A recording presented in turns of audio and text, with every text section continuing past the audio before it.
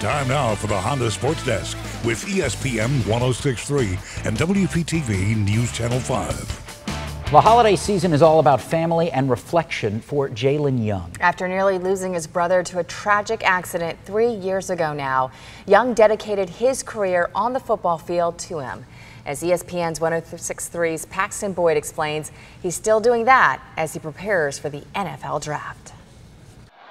Throws towards the end zone. Intercepted! On the run, Jalen Young. Here he comes, bringing it out of the end zone. There's so much that goes into a jersey number. It's not even, I think about it, it's embedded in me. But for safety Jalen Young, it's tattooed on me in red ink. Yeah! The number 18 is everything. The number 18 is Roman numerals on my arm. But it was originally Jalen's younger brother, Antonio, who was set to wear the number. He was so excited. Every day he would come in the house, Jalen, I'm gonna wear number 18. This is my jersey. This is what it's gonna look like.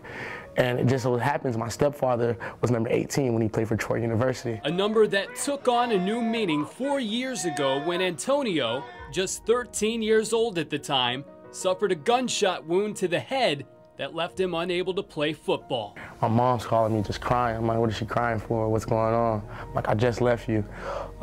She's crying. She's like, your brother, he's been shot. On July 3rd, 2014, Antonio was shot in the head by a friend while they were playing with a pellet gun in the home across the street. That night, I was because it was just on my mind all night. I'm like, I gotta do something, I gotta do something. And that night I called one of my teammates and was like, would it be okay if I switched number 18s if I switched 18 and you took 3? And he was like, yeah, and so that's why I wear that number and I wear it with pride. The shooting, which was determined to be an accident, left Antonio dead at the scene. When he got in the back of the ambulance truck, his heart just started beating back, and that's when they called the trauma hawks. But you know, when I getting to the hospital, they came out. They was like, listen, it'll be a miracle if your brother came out of this. It would have to be a sincerely miracle. But they was like, this is the place where miracle happens. 3 days later, Antonio underwent emergency surgery at St. Mary's Medical Center in West Palm Beach. 2 weeks after that, he woke up. I saw him for the first time. You know, I saw him, his skull was, like this part was removed. So like, I'm just like, the first thing I do, I just cried. I just looked at him in the eyes and I just cried. And then he looked at me and he just told me, he was like, don't cry, it's gonna be all right. I was just happy to have my brother back. And not only back, but he woke up 100%. That was nothing but God. A new lease on life for Antonio.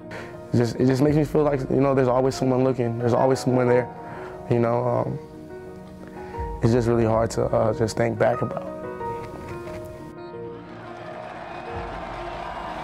The snap on 3rd and 1. They fake the handoff to Smith. Fine is hit in the backfield and dropped by Jalen Young. And motivation both in the classroom and on the field for Jalen. My brother's, he's my everything. He was gonna be better than me for sure. And you know, so I just feel like I'm living for him. I'm living through him. Once I touch that field, everything is for him. For ESPN 1063 on WPTV News Channel 5, I'm Paxton Boyd. And we'll be right back with one last check of your forecast.